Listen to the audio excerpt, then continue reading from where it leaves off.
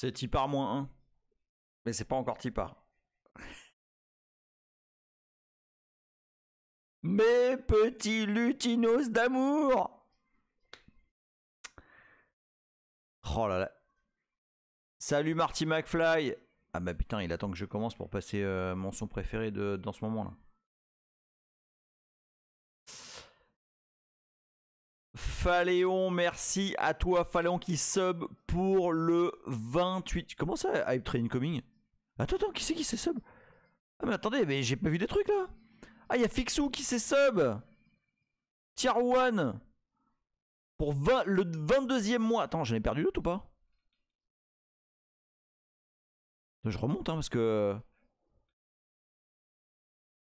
Fixou, des gros bisous à toi. Des gros bisous. Comment ça? Mais vous êtes des tarés ou quoi? Phaléon, des gros bisous 28 mois. Chavenet qui remet ça pour 9 mois. Le Finnois, 25 mois le Finnois. Vous savez pas comment c'est les grosses pressions ça. Hein. Ça c'est de la grosse pression. Hein. Attends, je calme ma caméra, voilà. Je vous kiffe. Putain, Hype Train à 1 minute, c'est pas... Non. Ah, Hype Train à Tipar. C'est pas mal. Franchement, on l'avait jamais fait. Hype Train, pile pour le Tipar. Moi, je dis bravo la synchro. Et merci les Lutinos. Vous êtes trop forts. Snoop qui se sub pour le 20e mois. Vous êtes trop forts. Et je vous kiffe. Le Finnois Chavenet. Snoop. Phaléon. Fixou. Je vous fais des bisous avec la langue.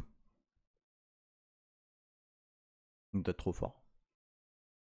Vous êtes trop forts. Je vous le dis, j'ai une grosse pression. Une grosse pression parce que je sais même pas par où je vais. Si j'ai, je pense que c'est le live pour lequel j'ai pris le plus de notes. Tellement il y a de trucs. Donc ah moi je vais tester un truc parce que comme je sais pas s'il va atterrir sur YouTube ou pas celui-là. Donc je vais tester un truc. J'ai du vin, mais genre rien, tu vois, tranquille, c'est une fin de bouteille et tout. Donc voilà. Je vais pas me mettre une grosse tête là. Mais je veux juste voir si ça passe quand je le mets en monetize. Sur YouTube. Alors attention, on va se calmer hein, sur le monetize de YouTube parce que j'ai dû gagner à peu près depuis 1 an où j'ai plus de 1000 subscribers, j'ai dû gagner je pense $6. Donc on se détend tout de suite. Je ne suis pas youtubeur à fortune. Salut DDPPTW et David ST qui m'a fait, c'est quoi, c'est un gem, c'est ça? Non, cheer. Merci à toi David ST. Alors, on va attendre un petit peu comme d'hab que tout le monde arrive, mais on va pas traîner de ouf. Léa qui dit Léa s'applique du manioc binaire. Non mais attends. Non, parce qu'en plus... Oh, des DPPW qui viennent se sub en prime pour le 13e mois. Merci à toi, des gros bisous. En plus, l'épisode s'appelle littéralement Into the Void parce que c'est ça. C'est je sais pas du tout comment tout ça va finir. Si ça finit bien, je sais pas comment, mais si ça finit bien, va y avoir un truc. Non, si ça finit bien, vous allez voir. Salut S9, des bisous à toi. Hey Virtual Labs. Tu sais que il y a 2 semaines, Virtual Labs, genre, je t'ai raidé sauf que t'étais pas là.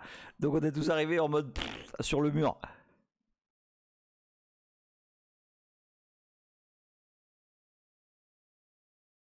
Alors je spoil un peu, pour...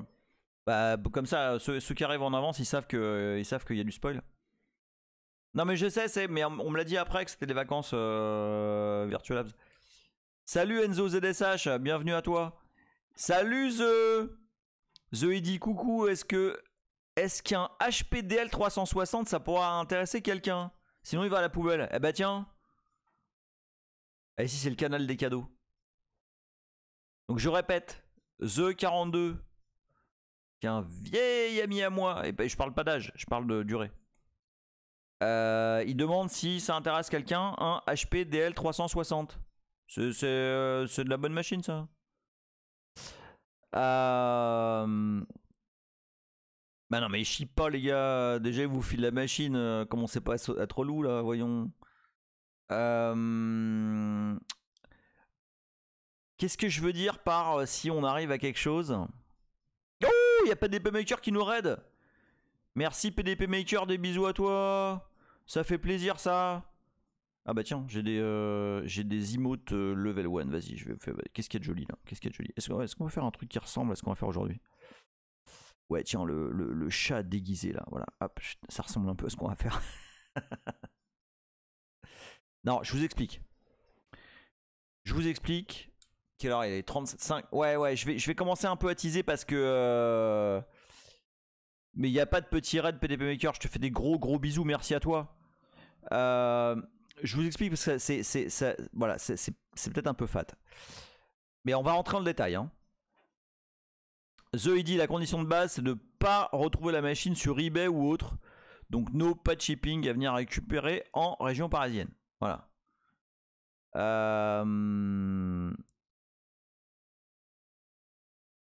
Ce soir, on va. Je pense pas qu'on réussisse à faire tout ce que. Enfin, la finalité de ce que j'ai démarré. Par contre, c'est un exercice un peu spécial. C'est-à-dire que si ça vous amuse, ce qu'on va faire ce soir, ou ce qu'on va démarrer ce soir, ça pourrait aboutir. Mais alors. J'en sais rien, vraiment j'en sais rien. Ça dépend de beaucoup de choses. Moi, faut que je continue à me documenter, faut que je continue à comprendre comment ça marche et tout. Mais ça pourrait aboutir à un commit NetBSD, forcément.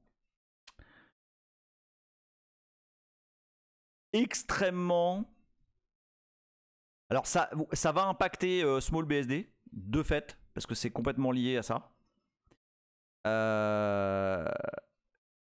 Et je vous garantis que si on arrive à faire ça, le commit il sera complètement dédié au canal. Enfin, parce que voilà. Donc, et oui, effectivement, c'est le même Corben que tu as côtoyé bien avant moi.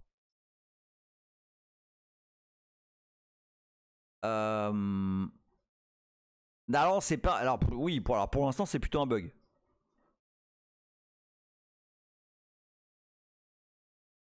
Mais ça serait pas mal que ça devienne une feature. Je vais attendre qu'on soit 50, ok? Et alors non, alors du coup ça va pas mal plus loin que Error de Exit de 12. Hein. Celui-là il est costaud, il est costaud. Exactement, comme dit Corben, restons zen. Alors, je vous raconte un petit peu. Bah ok, à tout de suite, Rabbit. Mais de toute façon, je pense que vu que tu es sur le canal GCU, t'as déjà... C'est absolument ça, hardware. C'est absolument ça. Mais alors, je vais faire un petit récap pour que tout le monde soit à jour sur ce dont on va parler aujourd'hui.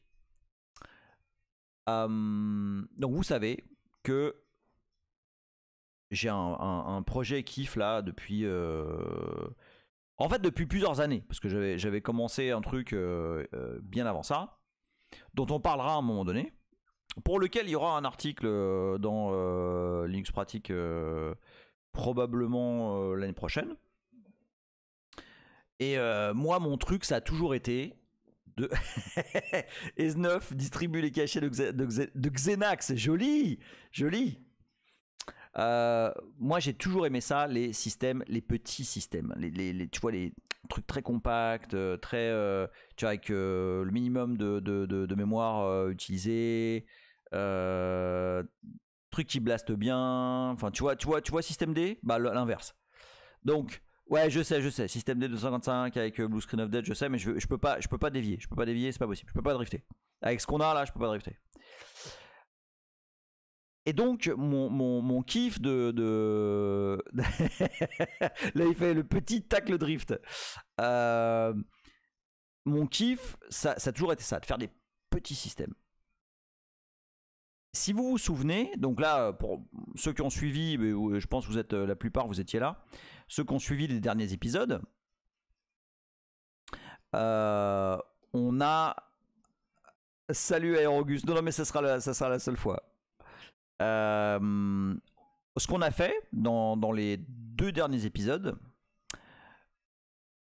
c'est qu'on a créé de toutes pièces un système Unix, et j'ai bien dit un système Unix, pas un système Linux, qui démarre en moins d'1 seconde. Ok, en 200 millisecondes, un truc comme ça. Bon. Et ça aboutit sur un shell et tout. On a fait ça vraiment à la pince à épiler. On a mis un noyau et tout et tout. Le postulat de ce démarrage rapide, c'est que on a fait faire un régime à un noyau NetBSD. Syndrome Lénard de la Tourette. On a fait faire un régime tout à fait volontaire et pour lequel il n'y a eu absolument aucune souffrance infligée à quelconque noyau, qui a permis de réduire à son plus simple appareil un noyau NetBSD qui n'avait vraiment que le strict nécessaire pour démarrer. Bon. Ce qu'a dit, c'est limite du spoil, ce que tu dis, mais en fait, c'est à peu près ce qu'on veut obtenir. Mais on va y venir. En fait, c'est tu donnes le début du truc. T'es absolument dedans. Michael R qui se sub pour le 22e mois. Merci Michael R. Des énormes bisous à toi. Merci à tous ceux qui se sub. Ça fait gros plaisir. Parenthèse, je suis désolé, la semaine dernière j'étais de sortie. Voilà, j'ai fait une petite teuf là à 200 km d'ici, c'était cool. Ouais, je te vois venir ce qu'a dit et voilà, tu vas voir, Donc, notre kernel NetBSD à qui on a fait subir une cure de désintoxication était capable, et est toujours capable, de démarrer en 200 ms. Le truc, Michael R qui dit hello en direct de NixOS, tiens. Ouais, il faut que j'essaye, je sais qu'il faut que j'essaye. J'ai un gros problème de temps, puis alors maintenant ça va pas arranger les choses. Mais il y a quelque chose de très perfectible dans ce qu'on a fait. Si vous vous souvenez et si vous avez acheté, alors il est plus dans les kiosques, si je dis pas de bêtises, mais il se commande toujours sur le site d'édition Diamond. Boulette, elle est là-bas, elle est couchée là. Elle est couchée là où elle doit pas être couchée, elle est couchée sur mon oreiller. Bon.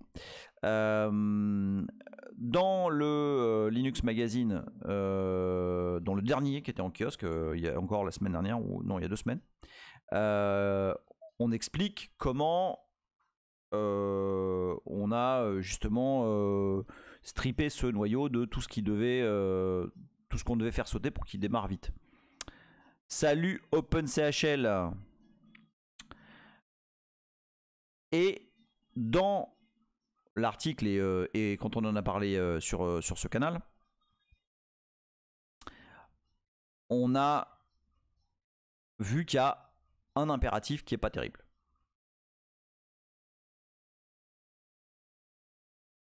Et si vous vous rappelez, cet impératif, c'est que le kernel devait être buildé en 32 bits, en i386. Pourquoi? Parce que sous NetBSD, et au moins c'est un des seuls BSD qui avait ce mode là, on peut démarrer avec QEMU, avec un flag particulier, parce que l'objectif c'est évidemment de faire démarrer des machines virtuelles, de faire démarrer ce noyau avec le flag -kernel de QEMU. Alors je sais pas si vous connaissez, est-ce que vous connaissez, bah, ceux qui ont déjà vu les épisodes vous le connaissez, mais est-ce que les autres vous connaissez le bon, vous connaissez probablement QEMU. QEMU avec KVM enabled évidemment. Oh monsieur Rancune, salut à toi Rancune. Rancune,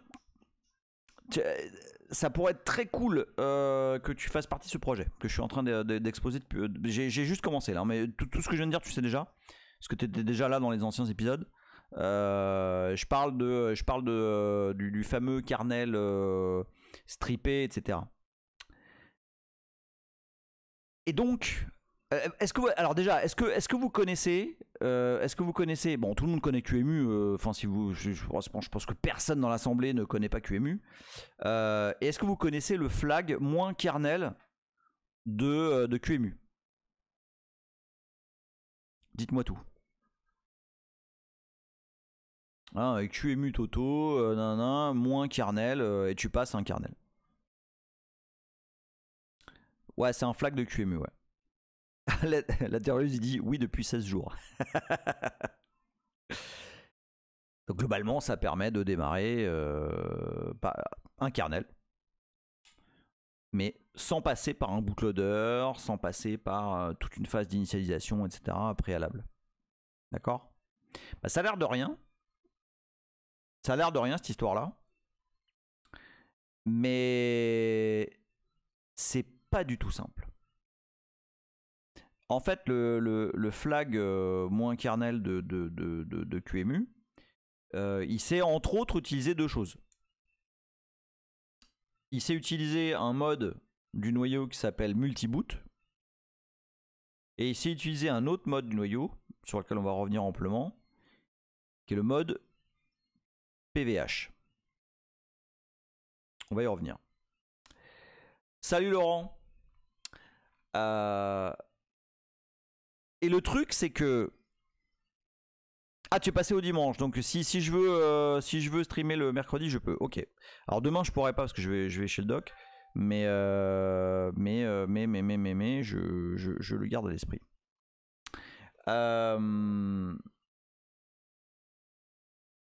Donc c'est pas, ça a l'air bidon comme ça. De démarrer avec un flag -kernel de QEMU, mais en fait ça l'est pas, parce que ça suppose que le noyau que tu appelles, le noyau que tu bootes, sait démarrer sans rien qui lui donne des infos, ou en tout cas c'est démarrer sans BIOS, sans bootloader, sans rien. Et c'est pas trivial, c'est pas du tout trivial.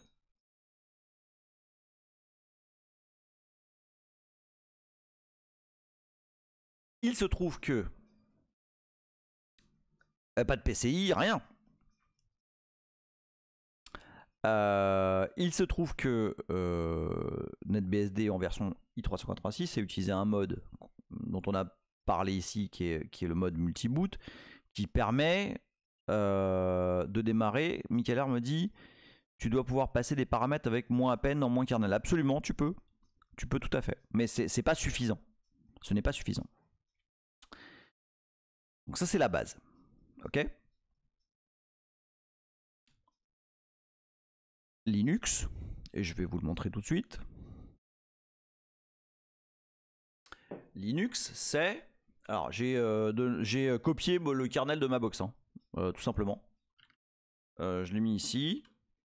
Et alors, je me suis mis la ligne de commande ici parce que ça me faisait chier de la taper en entier. Donc, tac, tac, tac.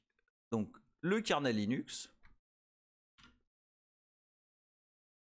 Alors, attends, où est-ce qu'il est? Il est là. C'est VM Linux. C'est ça. Alors attends, parce que je lis ce que vous dites. E9 dit oui, mais le BIOS il fait un peu plus que passer des paramètres au kernel, absolument. Ouais. Alors, un truc, hein. Là, on est en full. Là, je vous montre ce que je veux faire. Et puis après, on va être en mode full expérience. Et s'il y en a d'entre vous qui sont plus expérimentés que moi, et c'est très probable, dans toute cette zone très mystérieuse de l'initialisation du CPU, avant même de rentrer plus loin dans le noyau, je vous en prie, manifestez-vous. Pour l'instant, je montre là où je veux aller. Donc, il se trouve qu'avec un kernel Linux machin, on peut faire ça. Et puis, bah là, ouais, typiquement, tu vois, je vais mettre un moins append console pour que ça passe sur port série. Et je dis à QEMU, tu mets ça sur le serial et je veux pas de display, il n'y a pas de carte vidéo, etc. Okay, donc ça. Ah, mais ouais. Alors attends, je vais le baisser un peu parce que moi aussi j'ai un peu de mal à me concentrer avec le son. Bouge pas. Hop, voilà, on baisse un peu. Donc là, en gros, ce que ça fait, c'est que donc j'enable KVM pour avoir l'accélération. On va en parler juste après. Je mets 256 MB de RAM, c'est suffisant. Je prends les features du CPU du host et j'utilise ce fameux flag moins kernel en appelant directement le noyau. Et ça a l'air de rien. Mais en fait, c'est ultra balèze. Donc bon voilà, ensuite je dis que je veux que la console soit sur le serial et je demande à QEMU de m'envoyer le serial sur STDIO. Ok? Alors Michael il dit, du coup je pige pas, QEMU run un BIOS pour moi. Alors ça dépend. En fait là dans ce cas de figure là, regarde bien, il va pas y avoir de BIOS. Hop, voilà, là on boot le kernel direct. Ok? Salut Gargues, je le dis pas en entier. Hein. Alors, ça là, moi quand j'ai vu ça la première fois, je me suis dit, ah putain mais super. Ça veut dire que magiquement tu peux démarrer un kernel. Naïf que je suis. Non mais on s'en fout, il me manque l'unitard mais ma limite c'est pas très grave. Moi, enfin, à partir du moment où t'as ça, c'est bon, c'est gagné. Le reste, c'est ce qu'on a fait les semaines dernières, c'est rajouter des petits bouts. Voilà, il y a rien de ouf. Par contre, ça, moi, naïvement, je pensais que ça allait marcher avec n'importe quel kernel. Je savais pas ce que ça impliquait, tu vois.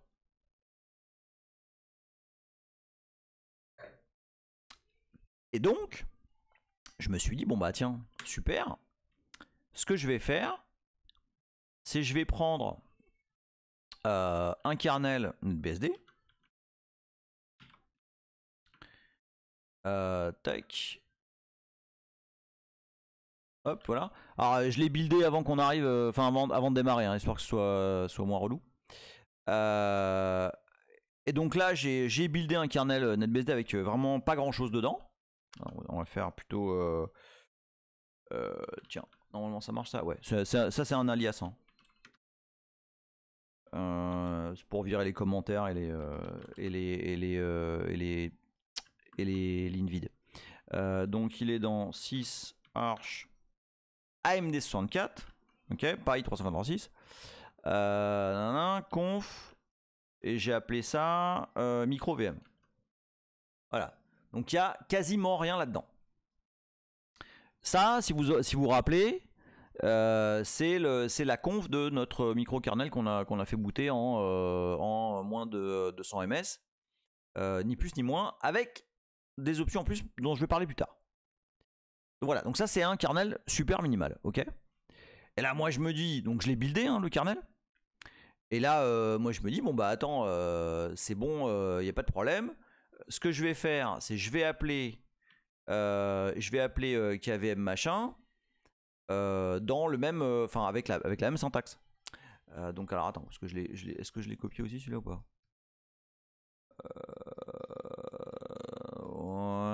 Ouais, bon c'est pas grave. On va faire comme ça, on va juste mettre le chemin. Attends, tac, voilà. Hein, je vais prendre le même. Je vais prendre la même. Alors sauf que c'est pas console égale TTY0. Mais bon, de toute façon ça changera pas grand chose là. De toute façon il est compilé avec l'output sur le serial. Donc ça change rien. Donc je vais donner le chemin vers mon kernel. Et alors le chemin ça va être 6 arches. Attends, où est-ce qu'il est, voilà, 6 arches, compile. Voilà. Hop. Voilà, le kernel qui a été compilé, il a été droppé là dans ce répertoire là. Ok. Ça va jusqu'à présent ou pas? J'ai juste compilé. Salut Antorbels. Antorbels. Alors tu t'as raté un peu le début, je le refais très rapidement. En gros, on peut faire ça avec Linux, avec un kernel Linux, hein, démarrer un Linux comme ça là, sans. Est-ce que vous avez une partie du terme? Ouais, mais c'est pas très grave. Je peux. Attends, je peux essayer de bouger un peu ça là. Si je me bouge là, ça marche ou pas? Ouais. Ouais, mais c'est pas très grave. Honnêtement, vous ratez pas grand chose. Salut Treggy. Treggy. Marty McFly, pourquoi le nom VM Linux? Non, mais parce que là tu vas me faire drifter. Rappelle-le-moi dans un live où on a le temps de drifter. Parce qu'il y a une vraie histoire. Mais en 2 mots, parce que c'est un kernel avec de la mémoire virtuelle, et deuxièmement parce qu'il est zippé. Salut Asclès. Treggy, je vais peut-être avoir besoin de toi. Parce que en 2 mots, je rappelle, hein, parce que c'est assez important,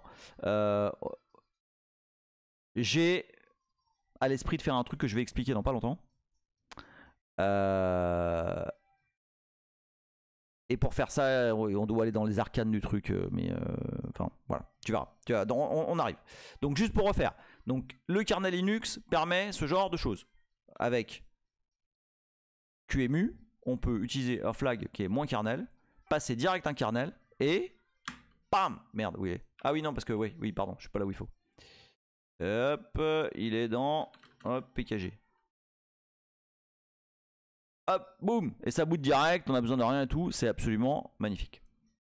Et donc moi, naïvement, je m'étais dit, bon bah si ça marche avec Linux, je dois pouvoir appeler le kernel NetBSD de la même façon, ok, et puis booter en 2.2 comme ça, quelle que soit l'architecture, enfin là en AMD 64. Hein, on est d'accord? On y va? J'appuie sur entrée. Hein, bruit du Faucon Millennium qui démarre pas.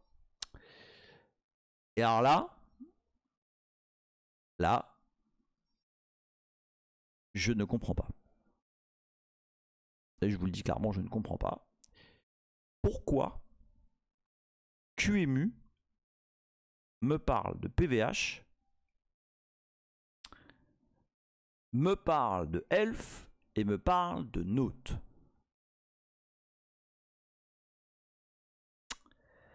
Alors, c'est là que si vous avez des pastilles de Weetabix, c'est le moment.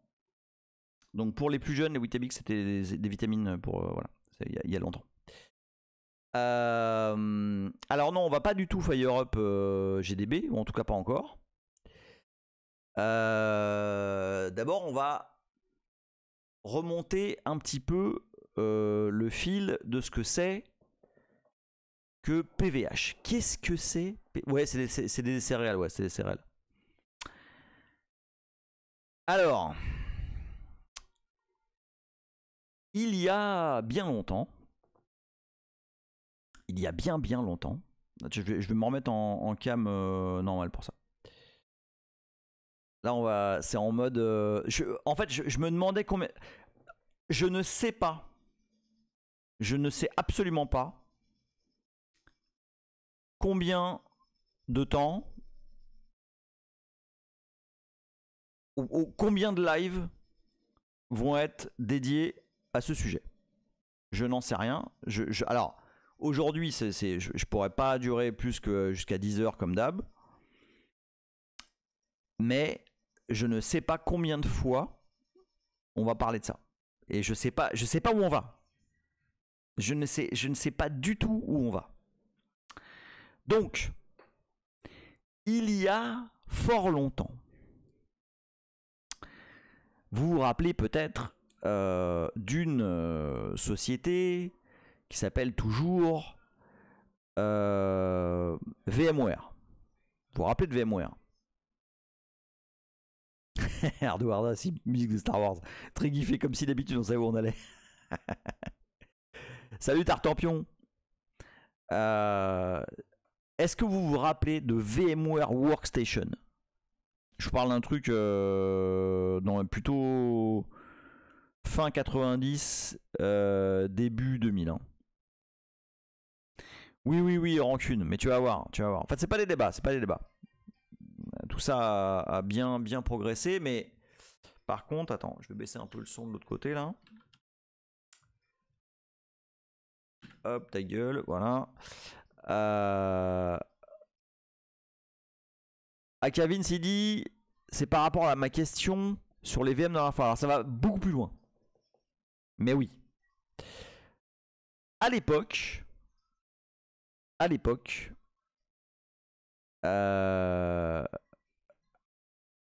VMware Workstation, ce que ça faisait, c'est que ça faisait ce qu'on appelle de la full virtualization. Ça veut dire quoi? Ça veut dire que en fait tout était virtualisé de manière software. Attends, qu'est-ce qui se passe là? Qui est quoi? La Turlus dit quoi? Ah bah oui, tes premières VM, fatalement, moi aussi. Parce que en fait, Akavins, maintenant VMware Workstation, ça utilise un truc dont on va parler dans très peu de temps. Là, dans les minutes qui suivent. Mais à l'époque, tout était virtualisé de façon software. Donc ça veut dire quoi? Ça veut dire que ça ramait sa grosse race dès que tu voulais virtualiser quoi que ce soit. Je te raconte que ça. Mais ça ramait sa mère au secours. Donc oui, effectivement, comme dit Michael R, à l'époque, c'était de l'émulation.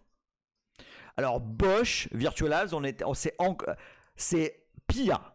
Bosch était le truc, tu pouvais voir chaque instruction CPU tellement c'était lent. Corwin, dis donc, ça faisait longtemps, Corwin. Un gros bisou à toi qui vient de se sub pour le 25e mois. Merci, Corwin. Des gros bisous, dis donc. Ah, mais hey, Corwin, pareil. Toi, là, je pourrais vraiment avoir besoin de toi sur le sujet qu'on est en train d'évoquer. Ou en tout cas, sur ce à quoi je veux aboutir. Donc, les premières machines virtuelles sous x86, parce que c'est un sujet qui est nettement préalable à Intel et à VMware. Et effectivement, il y avait le driver QEMU, KQEMU, qui était un tout petit peu plus rapide. Mais en gros, c'était plutôt de l'émulation que de la virtualisation. D'accord? Oui, moi aussi j'ai des vieux souvenirs qui reviennent en parlant de ça. Bien sûr, oui, la Terralus, hein, le principe de virtualisation, si je dis pas de bêtises, les premières machines virtuelles, mais je sais plus quelle forme ça avait, j'ai lu, je sais plus où, que c'était genre dans les années 60, quoi. Enfin... Donc, ça c'était les balbutiements du truc. Et puis, alors je sais plus si c'était Stanford, mais il y a un groupe de recherche qui s'appelle le Xen Project. Xen. C'est Cambridge. Ok, c'est Cambridge. C'est pas Stanford, c'est Cambridge. Il y a un groupe de recherche qui émet une hypothèse et qui se dit plutôt que de bosser à accélérer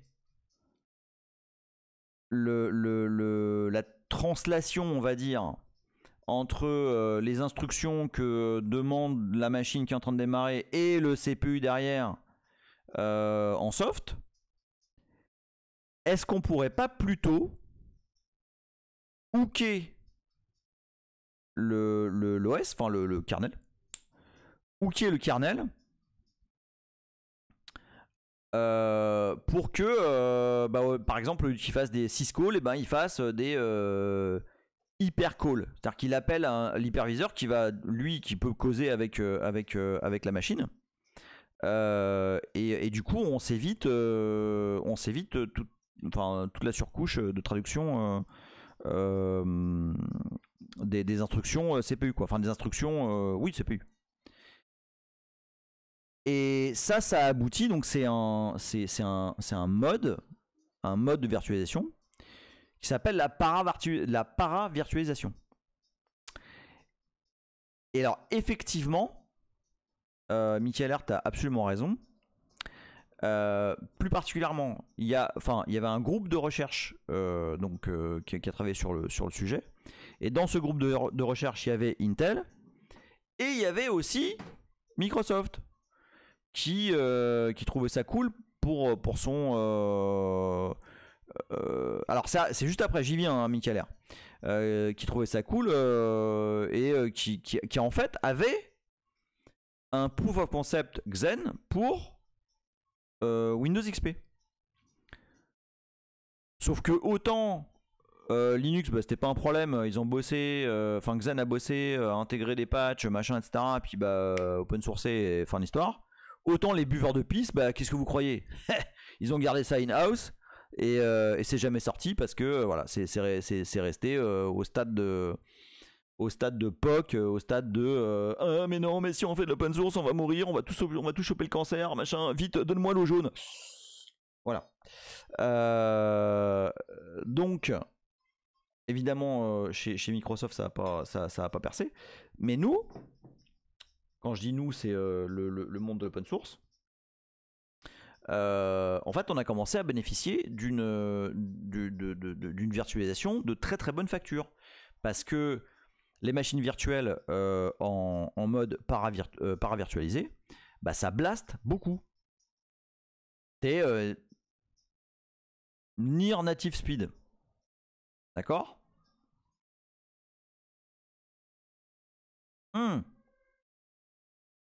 Attends, non, mais attends, Bellard, à la fin, QEMU en mode KVM, ça utilise le truc qu'on va voir maintenant. Donc ça, c'était le premier mode, d'accord? Mais alors, il y a en fait, il y a plusieurs choses à voir. La première, c'est que pour pouvoir faire de la paravirtualisation, il faut hooker le kernel que tu veux virtualiser. D'accord? Il faut remplacer des appels qui normalement sont elle est très bonne. Lateralus qui dit le tueur et Rabbit répond RazorFS pour ceux qui se rappellent. Xen demande un accès kernel mode. Alors en fait, le modèle, c'est que quand tu utilises Xen, tu bootes d'abord l'hyperviseur Xen, qui est un mini OS en soi, et derrière l'hyperviseur va démarrer ce qu'on appelle le DOM0, qui est en gros la VM qui va gérer les drivers. Ok. Voilà, c'est ce que dit Corwin. Il y a une collaboration entre Xen et l'OS qui est guest. Ok. Donc il y a pas. Mais t'as pas connu Léa Xen? Pour l'histoire, Zone 0, pour laquelle il y a un article dans Linux Magazine numéro 100, donc qui ne date pas d'hier. Et en fait, les machines virtuelles GCU ont d'abord été hébergées sur des machines Xen. Non, c'est pas, ça veut rien dire kernel partagé. Xen, c'était un noyau en soi. Sérieux, Triggy, t'as pas mouillé là-dedans?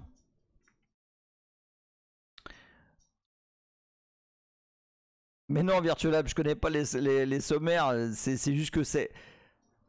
On a fait la couverture de Linux Mag numéro 100, quand je dis 11 c'est GCU, avec justement le setup de Zone 0 qui était la machine GCU de l'époque et dans laquelle les services étaient virtualisés. C'était assez, on va dire, novateur pour l'époque. Voilà. Donc non, en fait, donc Xen en tant que d'hyperviseur, parce que KVM, à contrario, on va y venir. KVM, en fait, c'est l'hyperviseur tourne dans l'OS entre guillemets principal, d'accord. Xen, c'est un petit peu différent. Salut Fred26, t'inquiète pas, pour l'instant, on est plus ou moins dans le teasing, ou en tout cas, on fait un petit peu d'historique. Xen, en fait, t'as un noyau, ouais, c'est un noyau, hein, qui démarre et qui va gérer la communication entre le kernel guest et le matériel à travers ce qu'ils appellent des hypercalls. Au lieu que ce soit des syscalls, c'est des hypercalls. Okay, c'est l'hyperviseur, donc Xen, qui interagit avec le matériel. D'accord? Ah mais c'est pas simple hein, latéralisation. Et moi je vous parle. Alors là je suis super sur le vernis du truc. Hein. Je descends pas. Hein. Bon en tout cas, on va voir. J'avais pas prévu de descendre.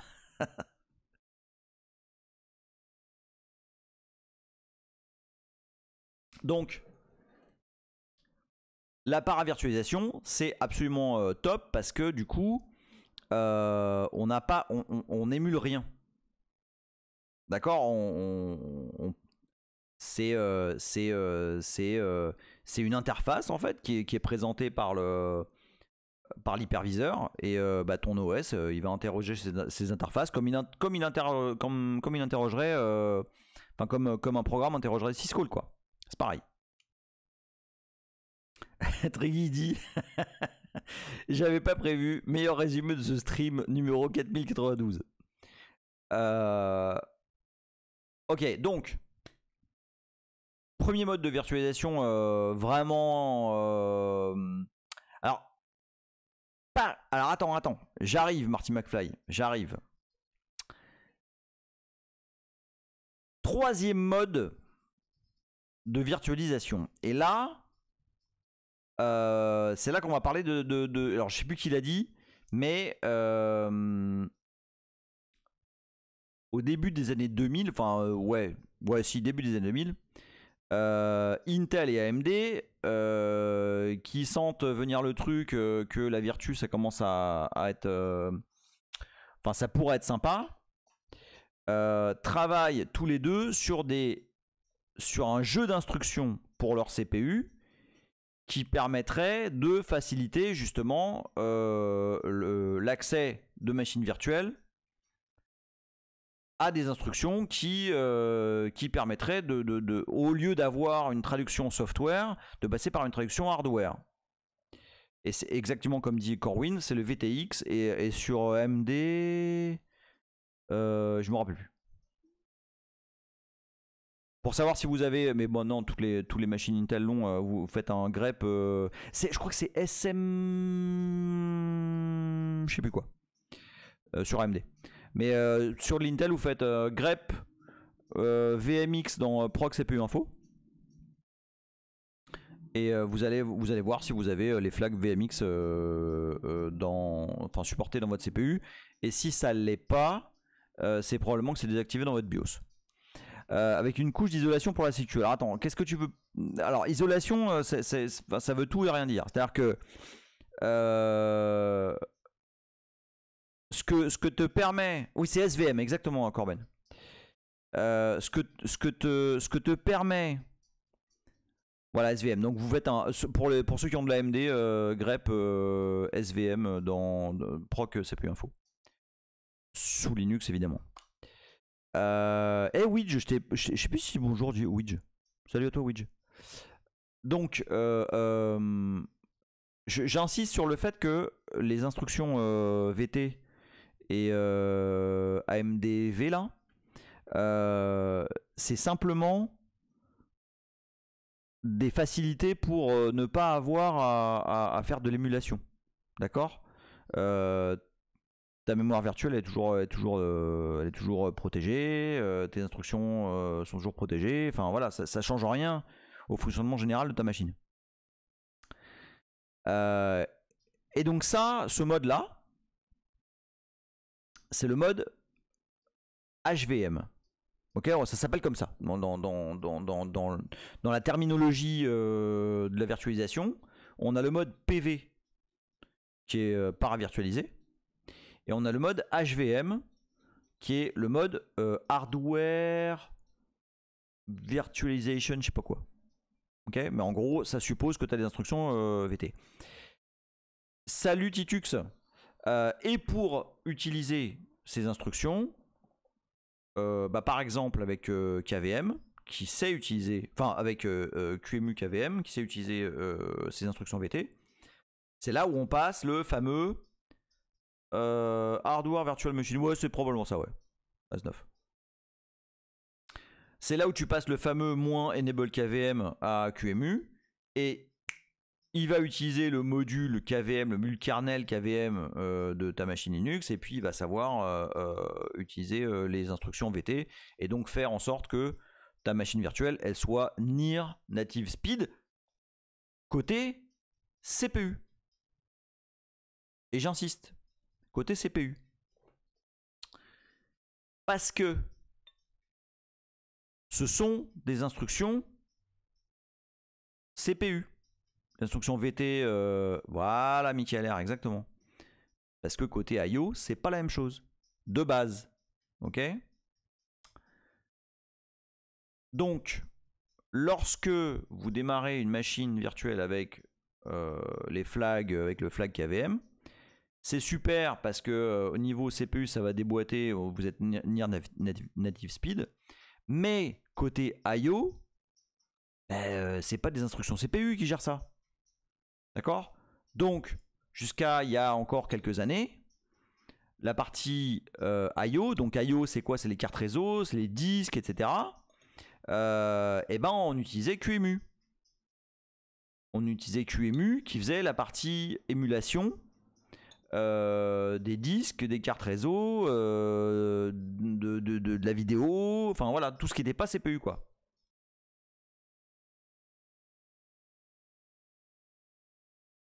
Vous suivez ou pas? Je vous promets qu'on va arriver à l'objectif du truc. Par contre, je pense qu'on même pas on va démarrer. Hein. Enfin si, on va y arriver. Mais alors oui, sinon oui, effectivement, il y a eu le PCI Path-Through, enfin il y a eu pas mal de choses. Un peu chaud. Alors attends, c'est quoi, où est-ce que vous vous êtes arrêté là? Hardware, dis-moi. Donc en gros, au stade où j'en suis, il y a deux modes. Il y a le mode paravirtuel. Là, il dit, moi, bonsoir. Il y a le mode paravirtualisé, où tu as obligatoirement le noyau de ton guest, hein, de la machine virtuelle, qui a été modifié pour utiliser l'hyperviseur. Ok? Tout ça pour éviter de faire de l'émulation, tu vois. Imaginez, si vous avez rien, vous avez un gros programme type VMware Workstation et vous émulez une machine complète. Genre le CPU complet, il est émulé par le programme. Vous imaginez le bordel? C'est-à-dire tu fais un move EAX vers EBX. Bon bah ça va être traduit par VMware en ah oui alors il va faire un move machin, tu vois. Donc c'est extrêmement lent. Ça c'est ce qu'on appelle la full virtualisation. Et c'est le truc de fin des années 90 quoi. Rabbit il fait. En fait c'est comme notre module. Et oui, Kitersosé, bien sûr que ça existe encore. Mais attends, non seulement ça existe encore, mais c'est le meilleur mode en réalité. Tu vas voir. Donc, d'un côté, on a le mode PV, paravirtuel, où le guest, au lieu de faire des syscalls, fait des hypercalls, c'est-à-dire qu'il appelle l'hyperviseur qui lui va faire directement la jonction avec le CPU. Ok, mais ces hypercalls sont très rapides parce qu'il n'y a pas de traduction, il n'y a pas d'émulation. C'est simplement une interface quoi, c'est un ABI. D'accord. Bah, l'hyperviseur il se trouve où? Bah, tu t'as booté dessus en fait. Au lieu de booter sur un kernel Linux, t'as booté sur un kernel Xen. Littéralement. T'as booté Xen. Quand tu utilises Xen comme hyperviseur, tu vois, hein, t'as un DMESG ou équivalent, sauf que c'est Xen. C'est un kernel Xen. Ah oui, c'est un autre kernel. C'est pas Linux, c'est pas. Non. Xen, c'est Xen Project, ouais, absolument. Tu bootes sur un truc qui n'est pas Linux. Ok, c'est absolument un truc à part entière qui démarre et qui est un hyperviseur. Je vais dire des grossièretés, mais c'est comme VMware machin là, ESX. ESX c'est pareil, c'est pas un machin qui démarre. C'est un kernel à part entière.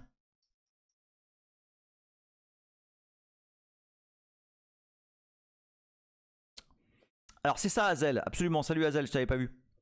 Ça veut dire que le DOM 0 c'est comme un DOMU avec juste la main sur l'interface. Alors c'est absolument ça. Le DOM 0, en fait, oui, il donne accès au module kernel, etc. Que tu pourrais vouloir utiliser dans les DOMU. En fait, dans Xen. Oui, Léa, oui. En gros, le DOM 0, c'est la matrice. Oui, c'est un peu ça. C'est-à-dire que tu as ton kernel Xen qui démarre. Salut Ginny Griffy. T'as ton kernel Xen qui démarre. Le premier truc qui va démarrer, c'est le DOM 0. Oui, mais exactement. Ah bah, c'est très bien expliqué ça, Léa. Xen, c'est Zion. Non, mais c'est absolument vrai. C'est ça. Xen, c'est Zion. Et le DOM 0, c'est la matrice. Corwin dit, Emile, tu sais qu'à un moment, vers 2015-16, on a failli transformer FreeBSD en un hyperviseur Xen. Non, par défaut. Même si tu n'avais qu'un seul guest, c'est avant Beehive. Oh putain, c'est beau ça. Ah bah c'est énorme ça. Ah c'est rigolo ça, putain je savais pas.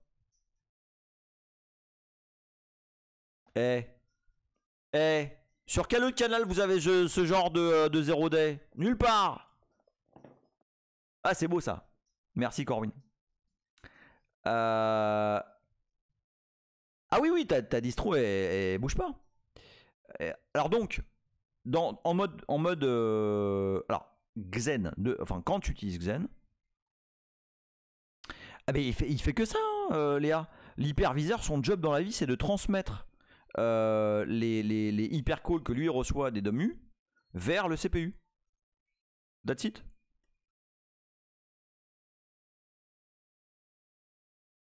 Ah, VLMat utilise Xen comme OS sur son laptop perso avec CubeOS. Oui, j'ai souvent entendu parler de CubeOS et ça m'a l'air d'être un sacré bestiau. Kitersosé qui dit, je viens tout juste de me connecter sur un guest et un host Xen. Ils ont un kernel classique Debian 7 AMD64, ça va être inclus. Oui, sauf que tu dois avoir normalement, enfin le truc qui a booté normalement sur ta machine Xen, à moins que ça ait changé depuis, je pense pas. Le premier truc à booter, c'est un Xen. Léa il dit, tu fais chier, j'ai tellement de trucs à faire là, tu me rajoutes maintenant, j'ai envie d'étudier Xen. Alors, Xen supporte le HVM pas maintenant, il supporte le HVM depuis très très longtemps, donc j'y viens. Merci Xalès qui se sub pour le 14e mois, des gros bisous à toi, merci. Ouais, si on est loin dans l'intro quand même là. Hein.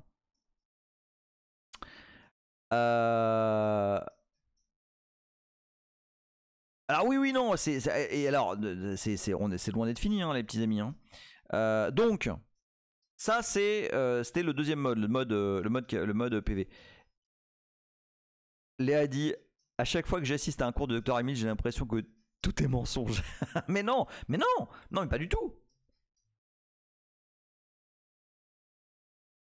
Alors vous savez que lorsque Xen est sorti,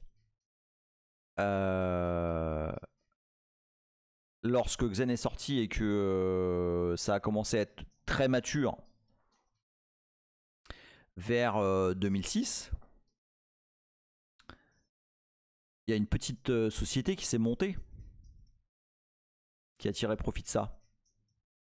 C'est une toute petite start-up qui a profité de pouvoir démarrer. Non, pas Citrix, pas NBS. Hazel, je pense que tu l'as. C'est ça. Michael R et VLMAD, vous avez raison. Mais je pense que Hazel, tu pouvais dire la même chose. Et oui, absolument. Et en fait, si vous, pour ceux d'entre vous qui ont des comptes AWS, vous allez voir que vous avez la possibilité de démarrer des VM en mode PV, encore aujourd'hui, ou en mode HVM. Et donc le mode HVM, comme j'ai dit tout à l'heure, ça utilise des extensions CPU. Et juste réponds à Léa qui disait tout à l'heure, est-ce que le kernel Xen fait passe-plat? Oui, absolument. Car lui, il reçoit ce que veut faire le guest, il le transforme, et c'est pas de l'émulation, hein. Il l'envoie au CPU, et puis oui, il fait passe-plat. Alors attention, hein, je suis pas du tout expert Xen, ni internals des hypercalls, etc. Justement, c'est un des soucis. Vous allez voir. Michael Hardy, alors maintenant, il n'y a plus beaucoup de Xen chez AWS, mais majoritairement du KVM, avec encore un peu de QEMU, mais presque plus, parce que c'est remplacé par Nitro. Ah d'accord, ok. Bah ouais, la dernière fois que j'ai... Alors, je savais qu'il y avait du Xen, parce que, justement, pour NetBSD, je devais passer par du PV. Léa qui dit donc tu peux pas démarrer des kernels ARM sur des archis x86 avec un Xen devant. Alors je sais pas, je suppose que non. Mais je sais pas. Je saurais pas te dire. Honnêtement, je sais pas. Je présume que non. Parce que du coup, c'est de l'émulation. Je sais que maintenant, tu peux avoir des DOM... Non, des kernels Xen et des DOM 0 ARM. Qui eux utilisent un autre mode, qui est le mode que dont je vais vous parler.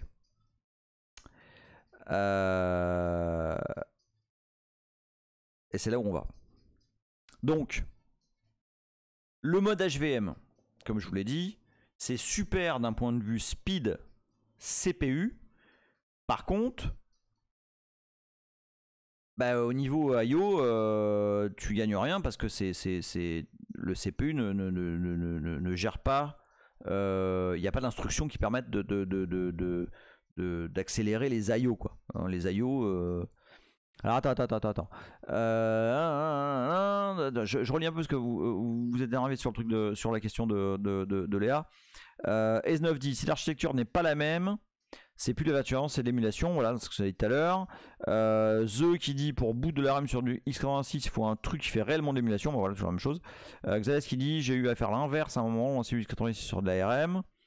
Corwin qui dit non, tu ne peux pas changer d'archi CPU. C'est le souci qu'a Apple avec les M1, M2, M3 et Windows évidemment. Rancune pas évident, il faudrait traduire l'instruction. Voilà, c'est ça. Exactement. On dit tous la même chose. C'est cool. Donc, le HVM, ça a l'air très cool parce que ça passe par de l'émulation. Non, pardon, pas du tout, pas de l'émulation. Ça passe par de l'accélération CPU, donc c'est top. Sauf que, au niveau I/O, c'est de la merde. Ok ? Et c'est pour ça que lorsqu'on fait du HVM, ou lorsqu'on faisait du HVM, jusqu'à il y a encore pas très longtemps, on était obligé d'utiliser QEMU pour émuler des cartes réseau, des contrôleurs disques, la carte VGA, le machin, etc. Jusqu'à ce que apparaisse un autre mode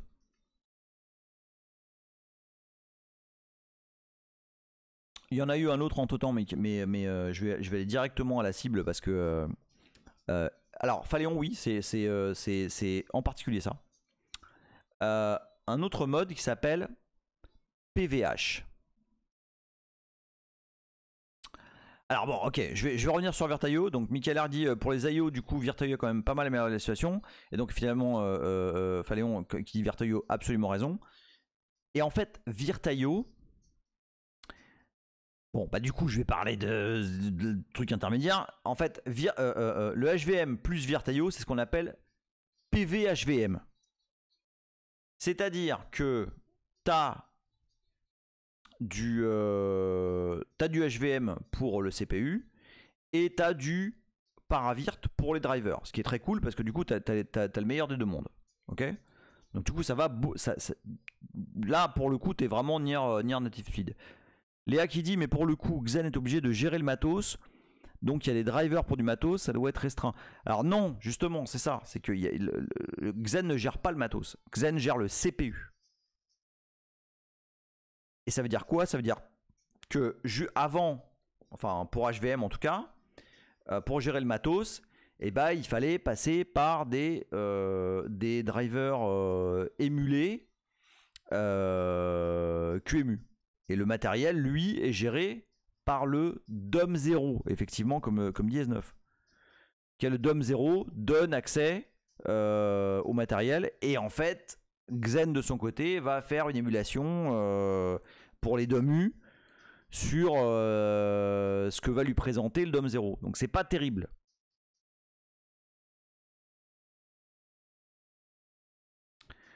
C'est pas terrible. Michael Hardy, en fait, QEMU émule dans ce cas une carte réseau Intel E100. Oui, absolument. Ouais, c'est pas très clair chez Wikipédia. Léa dit Xen est une fine couche fonctionnant directement sur le matériel. Ouais, c'est ambigu.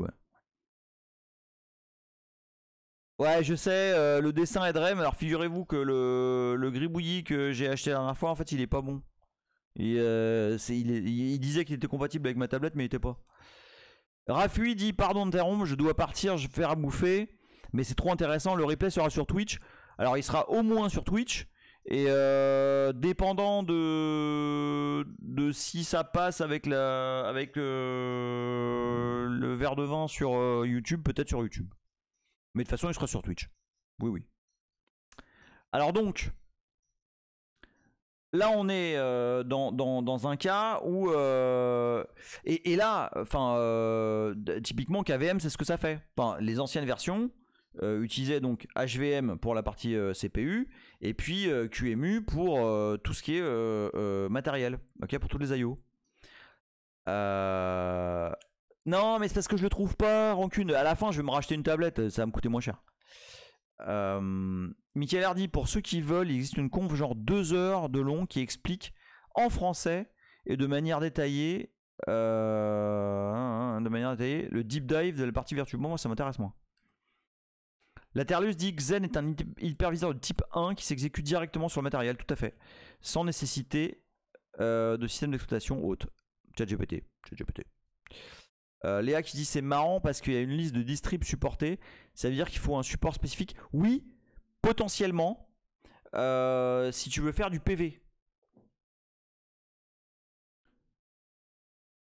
Pour le PV, il faut que ton kernel soit compilé avec le support des hypercalls justement.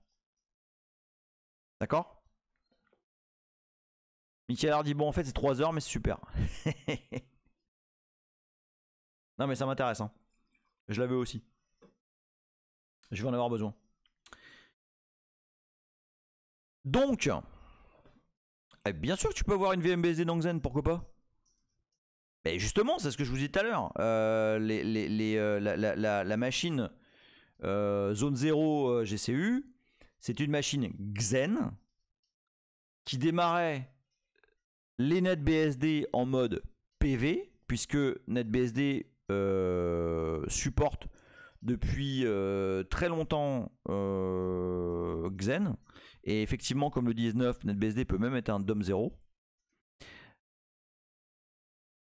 Et les OpenBSD à l'époque, et d'ailleurs je pense que OpenBSD supporte toujours pas le PV, mais les OpenBSD à l'époque démarraient en mode HVM. Donc c'était un peu plus lent. Non, c'était beaucoup plus lent. Mais bon, comme de toute façon, OpenBSD c'est lent, ça changeait pas grand chose. J'ai personne du canal? J'ai personne du canal là? Sinon ça va tailler. Mais de toute façon, ils veulent pas venir, les gens d'OpenBSD. Donc,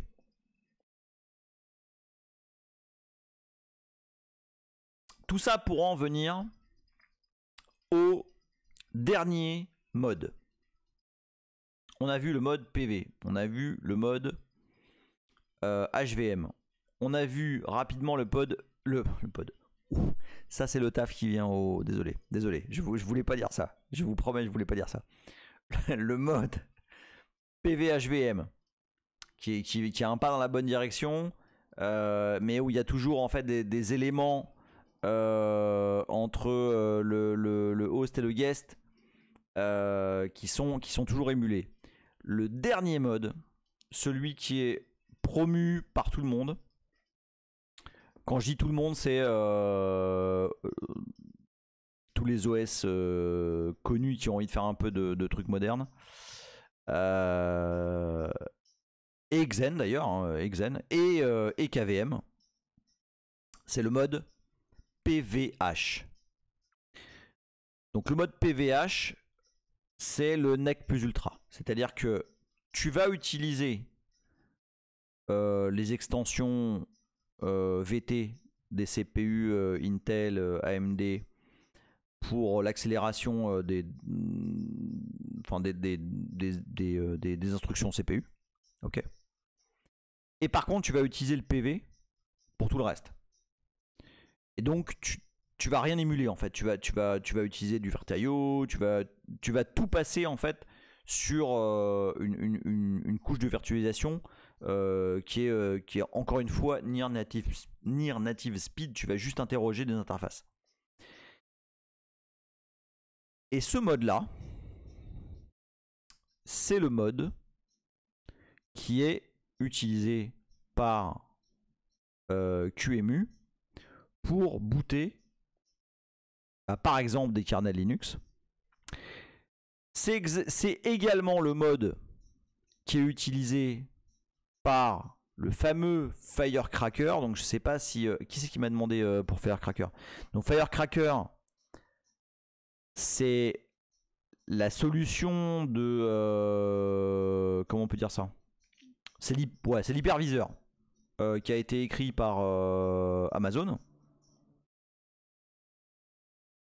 Oui, absolument, Léa, mais c'était nécessaire. Oui, alors, je sais, mais c'était prévu. J'avais prévenu, c'est un épisode ultra drift parce que c'est nécessaire. Mais c'est cool parce que tu as suivi et effectivement, on a fait un giga détour parce qu'on a pris un message d'erreur dans QEMU. Je suis d'accord. L'histoire de Firecracker en 2 mots, c'est que donc AWS, ils ont un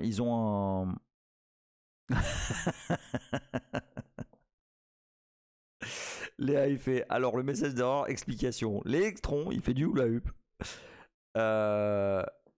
Ouais mais bah, ok on a fait un petit détour mais vous comprenez plus de trucs maintenant. Et donc Michael Hardy Firecracker à l'origine ça a été un QEMU Lite fait par AWS puis réécrit from scratch en Rust. Absolument. En fait donc AWS a un produit, un service qui s'appelle Lambda. Donc je ne sais pas si vous connaissez Lambda, mais Lambda c'est en gros un service qui permet de lancer des fonctions vous uploadez du code, ok, et AWS Lambda va exécuter le code. Voilà, vous mettez. C'est difficile d'expliquer Lambda sans rentrer dans les détails de S3, machin, etc. Mais en gros, vous uploadez une fonction et Lambda vous exécute cette fonction. Voilà. Et c'est ce qu'on appelle, effectivement, comme dit Corwin, c'est ce qu'on appelle le serverless. Ces fonctions, initialement, étaient runnées dans des containers, dans du Docker.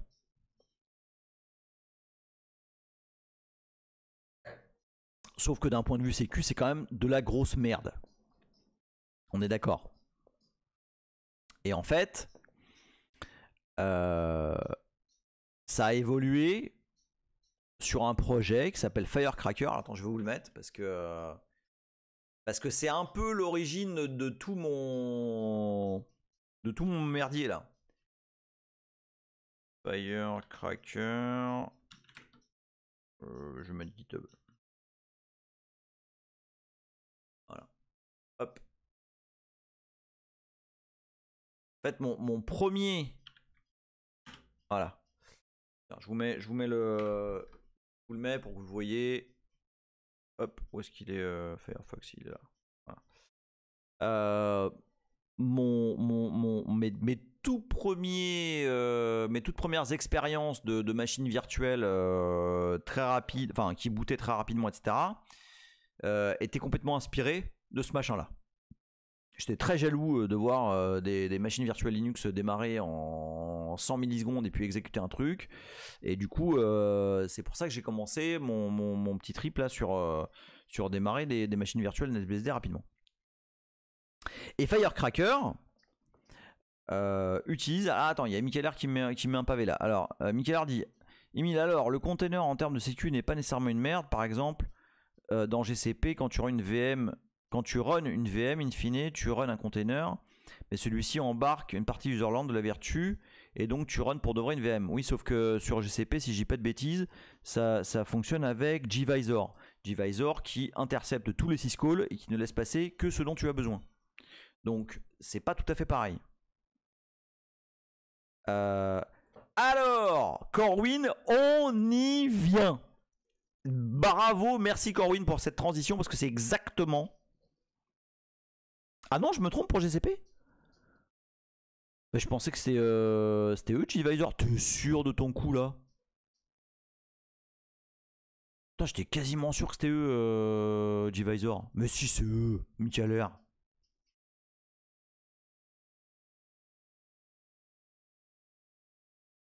Ok, peut-être alors. Après, alors, mea culpa, GCP, je connais très peu. Vraiment très peu. Donc, mea culpa si j'ai de la merde dessus. Ah ouais?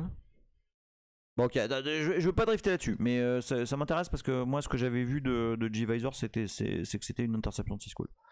VLMAT qui dit dire que Docker c'est de la merde niveau sécu, c'est comme dire j'ai essayé de cuire mon gâteau avec ma voiture, ça marche pas bien, c'est de la merde. Ah bah c'est pas fait pour, oui on est d'accord. Non mais attention hein, VLMAT, juste je redis hein, parce que je l'ai dit plusieurs fois, j'utilise personnellement Docker pour des use cases très spécifiques voilà, où je trouve que c'est approprié. Mais voilà, je suis d'accord avec toi, c'est pas du tout fait pour la sécu. Et voilà, donc voilà, parenthèse fermée. Mais je vais pas vomir sur Docker parce que j'utilise dans certains cas. Donc, alors je reviens sur la phrase nonchalamment posée par le sieur Corwin. C'est que en fait, ici vient le poste qui a niqué mes soirées.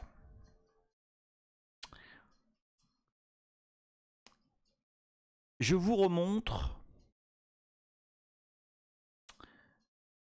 le souci fondamental. Ici. Donc en gros, très naïvement, je supposais que... Salut Escabel. T'arrives un peu sur la fin, hein, Escabel. Hein. Donc voilà, donc absolument comme prévu, j'ai même pas eu le temps de démarrer, de vous montrer ce que j'avais prévu. Mais on va quand même commencer à regarder. Et ça va me donner l'opportunité de vous dire... Léa qui dit... Ce détour va nous faire perdre 30 ans. Alors oui. Non mais la ligne qui est cachée, la partie qui est cachée est pas très grave. En fait, ce qui est important, c'est ça. Ce qui est important, c'est ça. Vous me butez, je vous jure. Paléo, il dit pourquoi BSD dans Firecracker alors là qu'il y a Beehive? Ah mais non, mais ça n'a rien à voir. Ça n'a rien à voir, Paléon. Oublie pas la quintessence du truc. On veut démarrer un noyau et un service derrière en le moins de millisecondes possible. Beehive, c'est super. Mais Beehive, tout ce que ça fait, c'est démarrer une machine virtuelle dans FreeBSD. Voilà, c'est ce que dit Michael R. C'est pas le même use case. Là, on est sur un truc. Putain, c'est quoi ce son de ouf là? Attends, je vais baisser un peu parce que le DJ il s'énerve de ouf là. Mais ceci dit, c'est pas mal. Hein. Hop, descend. Allez, hop, voilà. Ouais, c'est pas que c'est pas le même usage. C'est que on est sur un trip différent quoi. On est sur un trip de je veux pouvoir démarrer un noyau dans mon cas NetBSD et dans le cas de Colin FreeBSD en moins de n millisecondes pour derrière démarrer un service ou démarrer un bout de code ou faire comme fait Firecracker. D'accord? Et donc lorsque moi je fais ça naïvement et que je ne comprends pas du tout pourquoi tout ça, d'où ça vient et tout, hein, d'où le petit détour de 30 ans. Laurent qui dit tiens d'ailleurs il y a un hypervisor. Oui bah oui on a en fait NetBSD sait faire DOM0. Et on a aussi un hyperviseur, je sais plus comment il s'appelle. Je sais plus comment il s'appelle. Mais oui on en a un. Mais je l'utilise pas. Mais on en a un. Je me demande s'il s'appelle pas VMM aussi. Non, non, mais alors. Non, mais c'est pas. Non, mais Orgzen. Non, je te jure, il y en a un. Il y en a un, mais je sais plus. Il est. En plus, il est sorti il y a pas si longtemps que ça, mais. Non, mais je pense que c'est VMM. Je pense que ça s'appelle VMM aussi. Je sais plus.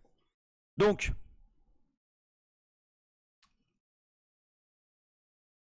Ce qui a NVMM. Merci Corben. Donc là, en fait, je pars là-dessus.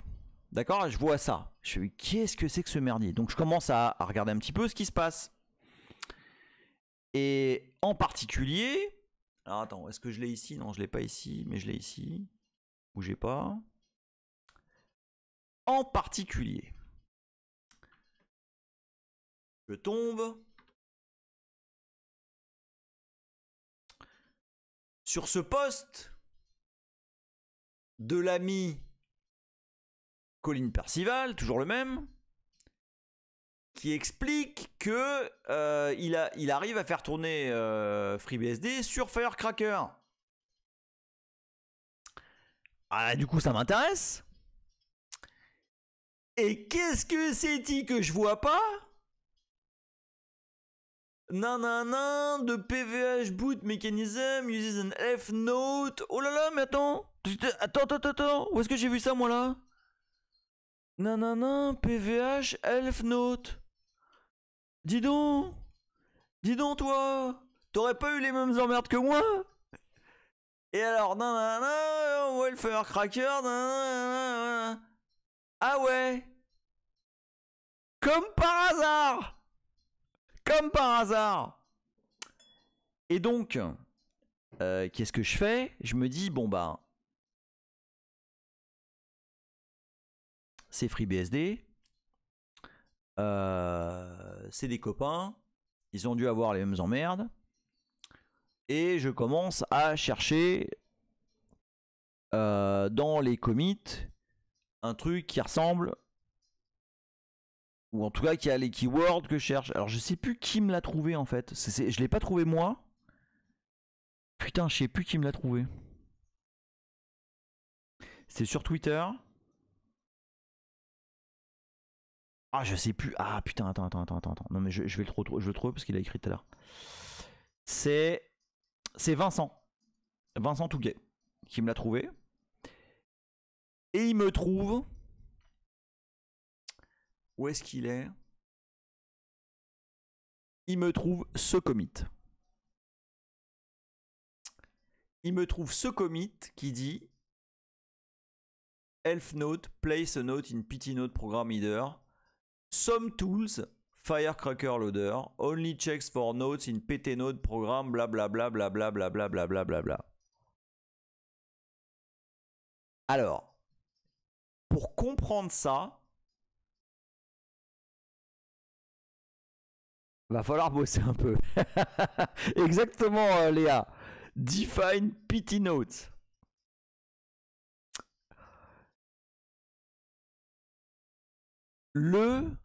Non, je vais pas faire le cliffhanger là-dessus. Je vais aller au bout de ça. Je vais aller au bout de ça. Ok. Donc, et donc c'est bien reported by C Perciva, donc c'est le login de Colin Percival. Et donc effectivement, Xen add PV entry point. Bon. Qu'est-ce que c'est que tout ce merdier qui a écrit là-dedans? Parce qu'il y a quand même du bordel là. Ok. Alors le patch c'est quoi? Le patch c'est ça. Ok. Qui, tout à fait entre nous, le patch il est quand même pas vénère. Alors Michael R, c'est presque ça. C'est presque ça. C'est que en fait, lorsqu'un hyperviseur, alors, je vais revenir là-dessus la prochaine fois, hein, parce que c'est un peu là, c'est un peu là, ça colle un peu au slip là, hein, je vous le dis. Hein. L'hyperviseur, quel qu'il soit, que ce soit Xen ou maintenant KVM, enfin QEMU, c'est aller chercher un entry point PVH. Je sais que c'est le bordel là. Hein. Vous inquiétez pas, je le sais. Je vais le reprendre, Vous inquiétez pas.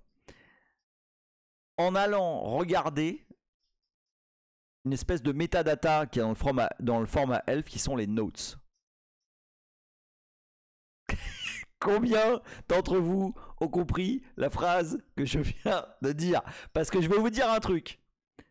Avant de comprendre complètement la phrase que je viens de vous dire, j'y ai passé des putains d'heures. Oui, non mais Corwin, Oui, d'accord, mais tu triches. Chavenel a compris, Michael R, il a compris. Trig, il a compris l'idée. Ok, alors je vous la refais. Regardez bien. Lorsque je fais readelf moins... Alors c'est quoi déjà pour avoir tous les trucs? Moins WL. Moins WL. Là, sur un kernel...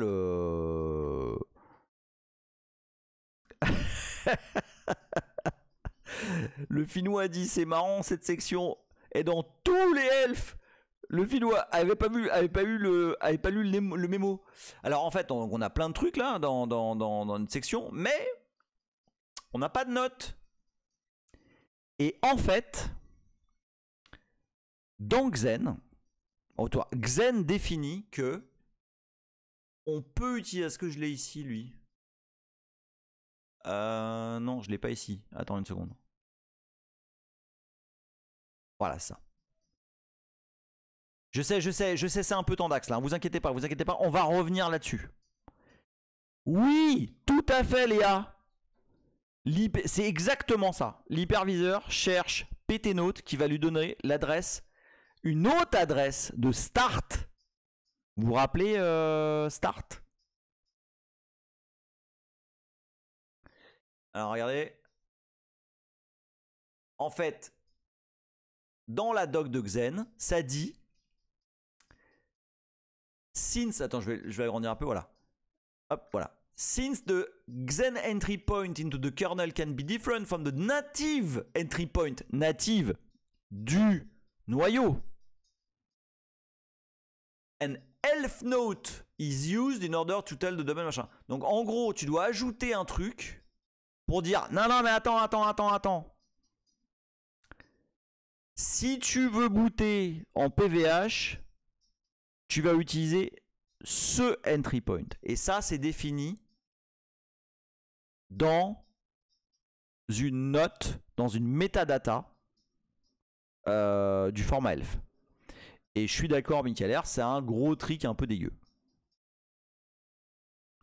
Et oui, Xales, c'est pour que le kernel puisse faire des trucs spécifiques à l'hyperviseur de marge, ou plus particulièrement pour pas qu'il aille essayer de voir ce que le BIOS lui donne, etc. etc.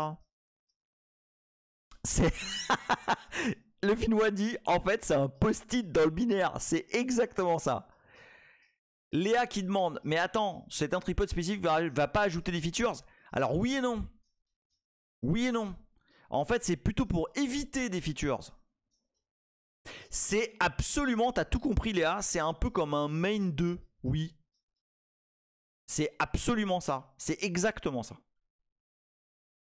Et en fait, regardez bien, et ce sera le cliffhanger de fin. Alors attends, où est-ce qu'il est? Où est-ce qu'il est? Il est là. Attends, dans 2 secondes, je suis là. Ah voilà, il est là. Il va être dans... Je suis où là? Ouais, je suis là. Donc il va être dans 6. Non, 6. Arch. Et là, on est dans un épisode de... Là, on est dans un épisode de 24 heures, tu vois. Mon Dieu, mais qu'est-ce qu'il va montrer? Où il va? Qu'est-ce que c'est? Où il va? Vous savez ce que c'est? Est-ce que vous savez ce que c'est que ce fichier là? Est-ce que vous savez ce que c'est que ce fichier? Le Finnois dit, et apparemment ça peut aussi être un problème de sécurité. Il y en a qui parlent de jouer avec les ptnote, ptload pour faire des choses sales. Oui. Vous savez ce que c'est que ça là? Ça là, lowcore.s, vous savez ce que c'est? C'est les toutes premières instructions assembleur qui sont exécutées par le noyau. C'est la toute première partie, c'est le void, c'est le rien, c'est le néant. Il n'y a rien. Ah merde, on voit pas le corps.s. Ah putain. Voilà, ici là. Ce fichier là, c'est le Big Bang exactement. C'est le début. C'est le... Là, ici, il n'y a personne pour vous sauver. Personne. Ici, là, il n'y a pas de printf. Oui, exactement, Léa. Alors, je vais te montrer c'est quoi le tripod. C'est pas Xen de start, mais c'est pour ça. Oui, c'est un main. Absolument. Et là, regardez, là, dans ce fichier, on est là. Ouh, il n'y a pas de gravité. Il n'y a rien, il n'y a pas de lipsé, il n'y a rien. Ouh, mon Dieu. Là, on est dans le void, les amis. On vient d'arriver dans le néant. Et alors, regardez bien. Vous allez voir. Donc, dans ce fichier assembleur qui est le tout début du kernel, hein, on a start. Le film a dit dans le corpo.s, personne ne vous entendra crier. Alors, donc là, on a entry start, d'accord? Mais regardez, on en a un autre qui est... Où il est?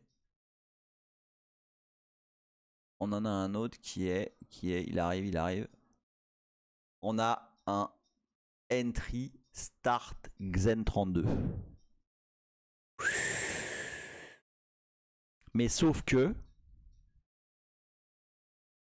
Oui, il y a du IFDF Xen PV aussi, ouais.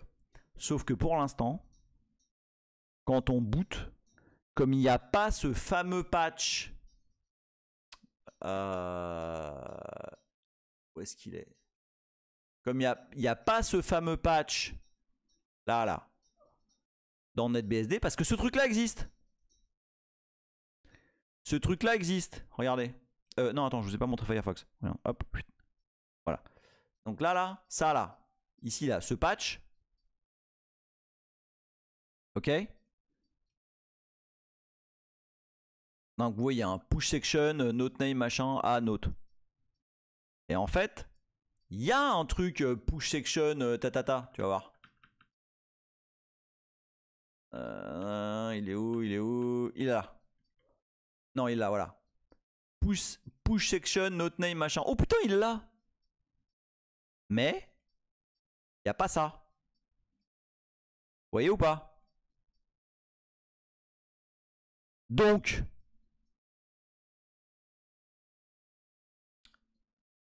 du coup, comment ce kernel booté sous Xen? Parce que, en fait, Xen ne le fait pas démarrer en mode PVH. En tout cas, il n'a pas besoin. Ce hack là, pour ajouter les notes, il n'est nécessaire que pour les autres hyperviseurs qui vont utiliser cette technique là.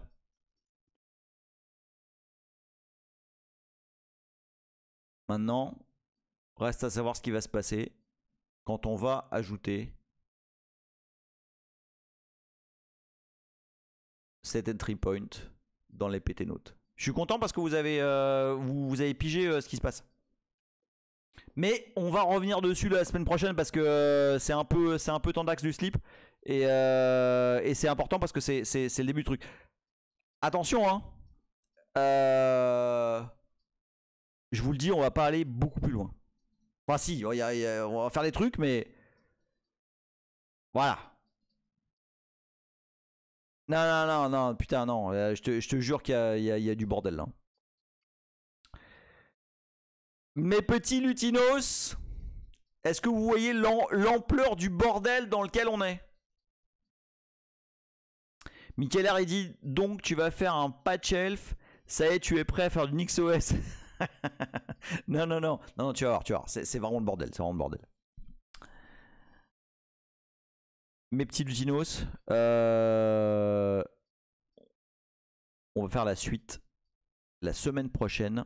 Et là, oubliez pas, on est dans le putain de void. Ok, personne n'est là pour vous aider.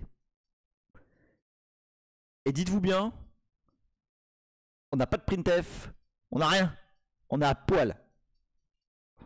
D'accord? Non, on va recompiler, Allez. Merci Rancune. Rendez-vous la semaine prochaine. Et franchement, je sais pas du tout où on va aller, mais on va y aller. Donc, je vous fais des gros bisous à tous. Et je vous envoie chez Virtualabs, dont je sais qu'il est en train de streamer. Donc, on y va. Red Virtualabs. Et faites-lui un bisou pour moi. Rendez-vous la semaine prochaine. Bonne soirée.